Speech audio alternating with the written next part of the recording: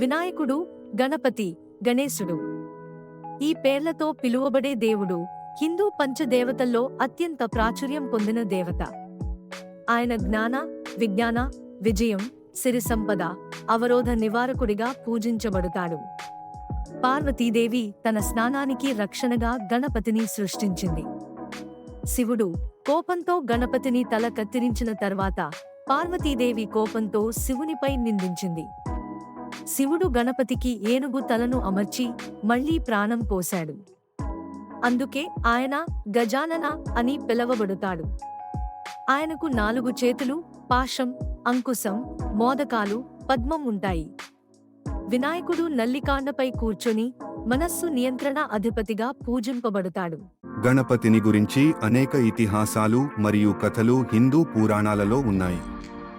వినాయకుడు ఒకసారి మోడకం తింటున్నప్పుడు చంద్రుడు నవ్వాడు. దాంతో ఆయన చంద్రుడికి శాపం ఇచ్చాడు. వినాయక చవితి రోజున చంద్రుడు కనిపించకుండా ఉండాలని నిర్ణయించాడు. మహాభారతం రచనలో కూడా వినాయకుడు కీలక పాత్ర పోషించాడు. వ్యాస మహర్షి గణపతిని తన రచన కోసం కోరగా వినాయకుడు ఒక నిబంధన పెట్టాడు. వినాయక చవితి, సంకష్టహర చతుర్థి వంటి పండుగలు ఆయనకు ప్రత్యేకమైనవి. ఆయనకు ప్రత్యేక పూజలు, వ్రతాలు నిర్వహిస్తారు.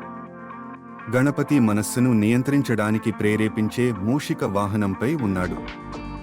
ఆయన జ్ఞాన, విజ్ఞాన, ధైర్యం, ధన్యతకు ప్రతీక. గణపతి పూజ అనేది మనోనిగ్రహానికి ప్రేరణ. గణపతిని వివిధ రూపాల్లో పూజించడం అనేది మన సంస్కృతిలో ఎంతో ప్రత్యేకమైనది. బాల గణపతి పిల్లల ప్రీతిగా పూజించబడతాడు.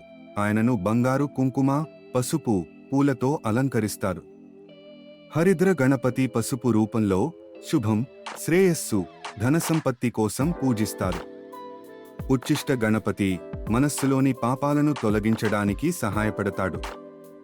మహాగణపతి 10 చేతులతో అతి శక్తివంతమైన రూపంగా పూజించబడతాడు. శ్రద్ధా గణపతి ధర్మం మరియు నిజాయితీకి ప్రాతినిధ్యం వహించి భక్తులకు సహాయం చేస్తాడు. శ్రీ సిద్ధి వినాయక మందిరం ముంబైలో అత్యంత ప్రసిద్ధమైన దేవాలయం. ఇక్కడ భక్తులు సందేహాలను నివృత్తి చేసేందుకు వస్తారు.